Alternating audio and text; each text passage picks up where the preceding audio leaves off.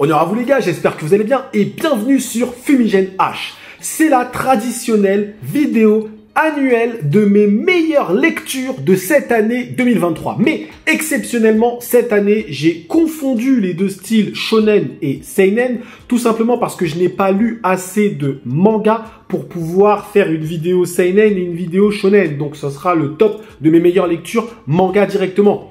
Tenez-vous, il y a des surprises, hein. Tenez-vous bien les frérots, parce qu'il y a beaucoup de mangas qui sont sortis, que j'ai carrément vendus, revendus, et il y a des mangas qui sont rentrés aussi. Donc les plus assidus et les plus fidèles de la chaîne Fumigène, je sais que vous attendez ce top impatiemment, parce que c'est encore une fois un moment, je fais pas beaucoup de top aussi sur cette chaîne, donc c'est toujours aussi intéressant de faire un petit classement. Je ne vais pas vous faire perdre de temps, et on commence tout de suite à la 10e position. Vous n'êtes pas prêts pour le manga qui arrive à la 10e position. Il s'agit du manga du chef otaku, Arena. Et oui, les frérots, Arena, je dois avouer que j'ai découvert ce manga. Alors, ça fait un petit moment déjà qu'il est sorti, mais cette année, il a sorti encore une fois le tome 3. Et Arena, écoutez les gars, c'est vraiment très cool. Je le dis franchement, c'est un petit isekai qui commence à se développer petit à petit, qui développe des pouvoirs de plus en plus intéressants, avec un personnage principal, Gabriel, je crois, qui est un peu, on va dire, tiraillé entre son côté un petit peu, on va dire, brutal,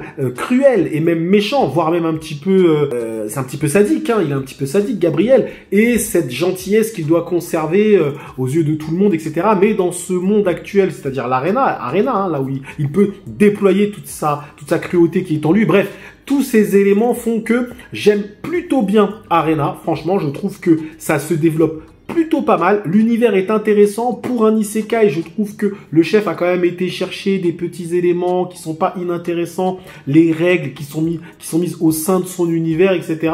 Et même les relations entre les personnages sont plutôt intéressantes aussi, parce que tu as le côté, on va dire, un peu amical, tu as la rivalité, tu as le côté un peu amoureux, etc. Enfin, les relations sont plutôt diverses. Donc je trouve que franchement, Arena, c'est une belle réussite du chef otaku. Donc moi, je l'ai mis à la 10e position parce que franchement, il mérite en tout cas d'être dans ce top.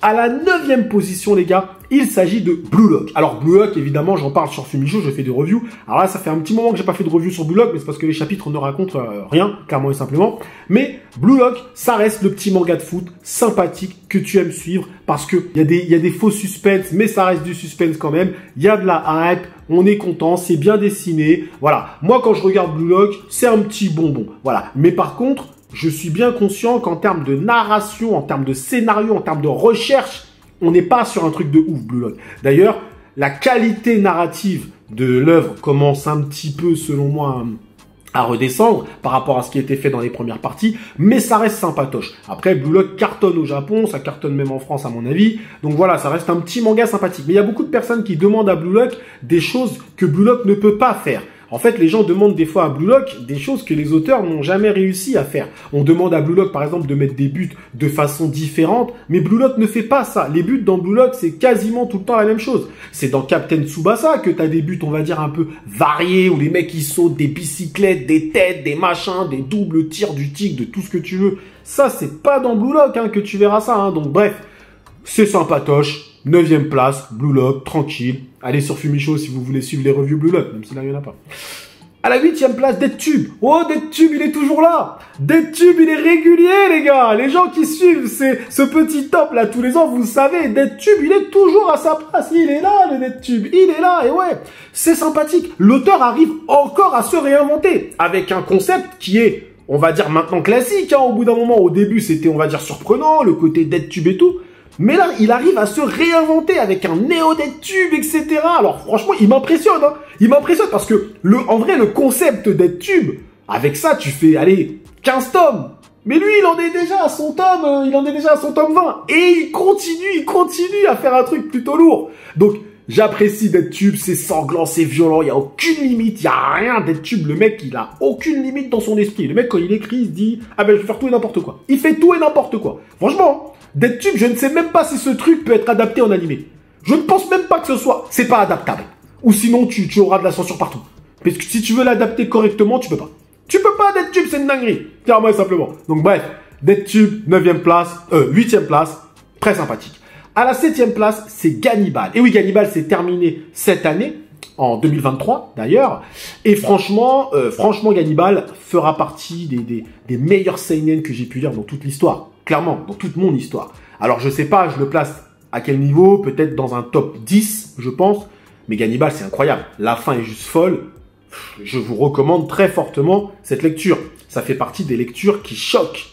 Clairement et simplement. Donc Gannibal, 7e place, c'est mérité. L'un des meilleurs seinen de tous les temps pour Fumigène dans un top 10. Un top 10 seinen de tous les temps. Je devrais faire mon top 10 seinen de tous les temps et mon top 10 shonen de tous les temps. Ça peut être intéressant ça. Parce que ça, j'en ai eu assez pour faire un top. Juste seinen et shonen. Bref. À la 6e place, on parle de Awashi. Et oui, alors les gens vont dire, attends, t'as mis Blue Lock 9e, Awashi 6e. Ah mais les frérots, entre Awashi et Blue Lock, on n'est pas sur le même niveau scénaristique. On n'est pas du tout sur le même niveau scénaristique, on n'est pas du tout sur la même narration, on n'est pas sur le même niveau. Et là, plus les tomes passent et plus le temps passe et plus ça devient de plus en plus criant. Je ferai une vidéo Blue Lock Awashi, je prendrai le temps d'écrire cette vidéo parce qu'il y a vraiment des choses à dire. Mais pourquoi Awashi se place devant Blue Lock cette année?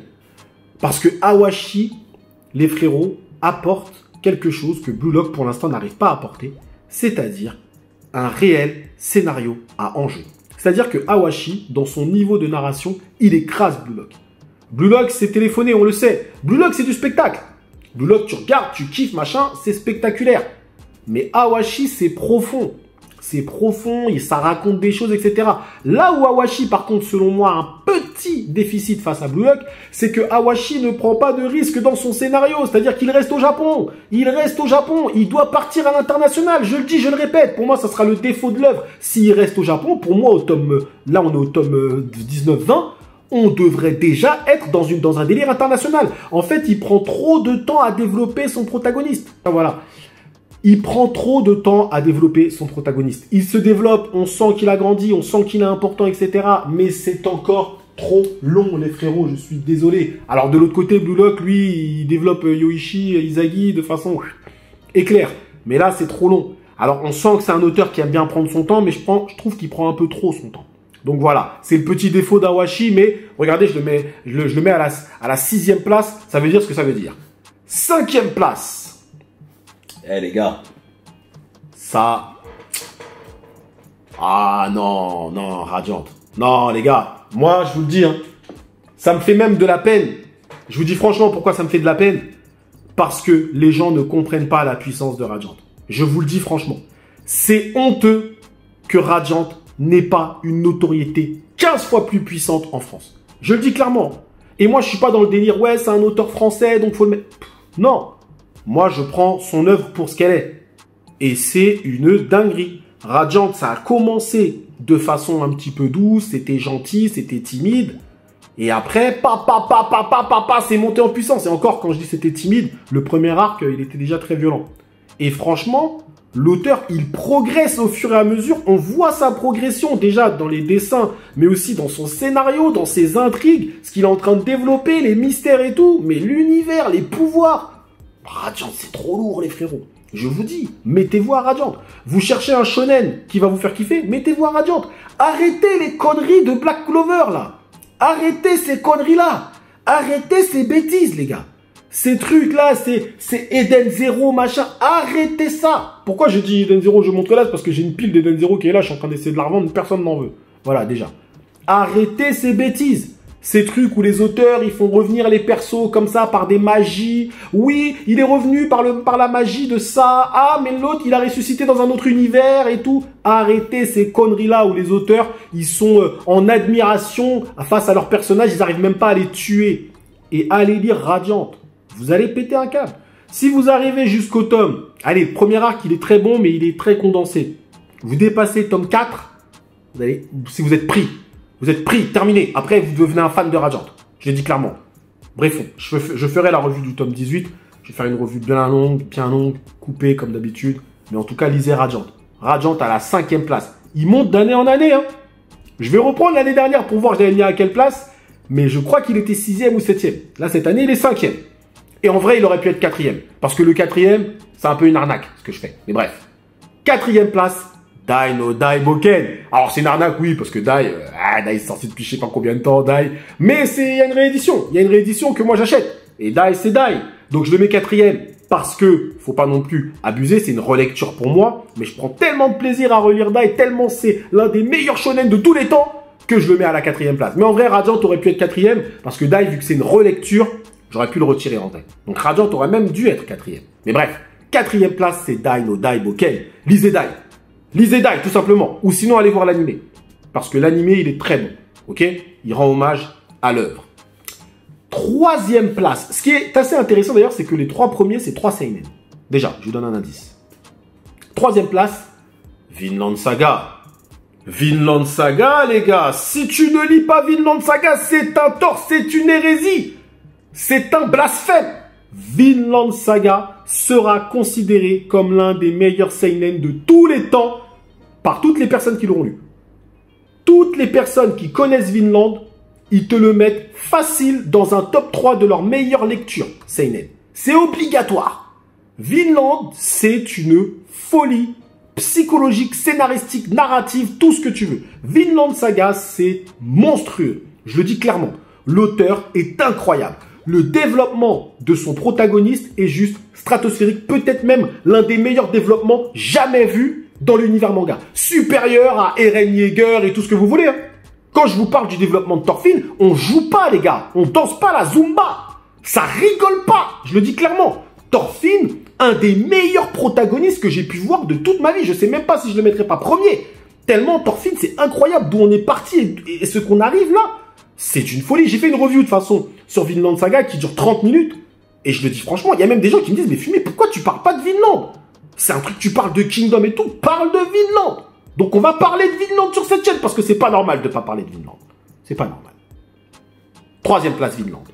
2e place. Les gars, qui est à la 2e place?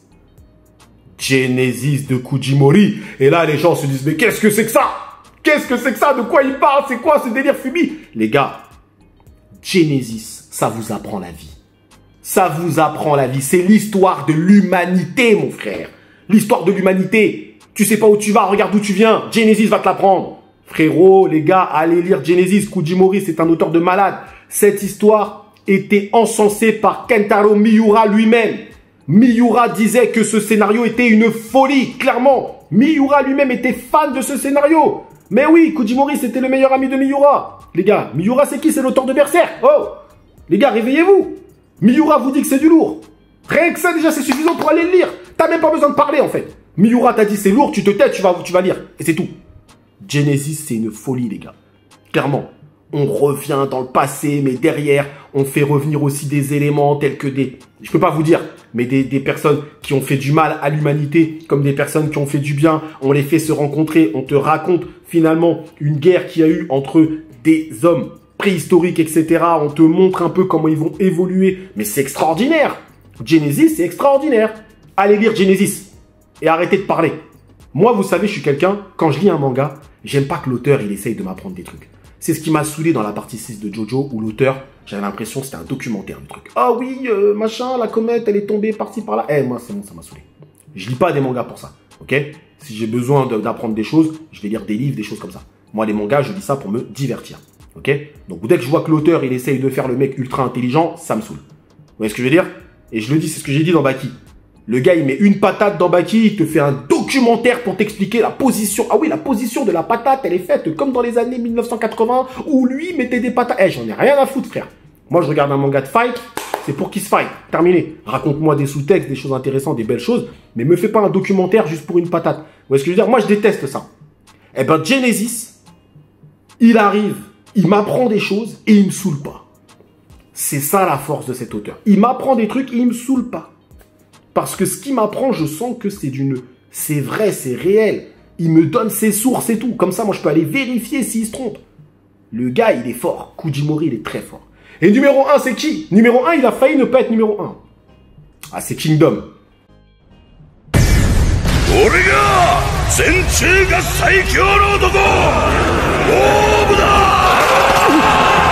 Mais il a failli ne pas être numéro 1.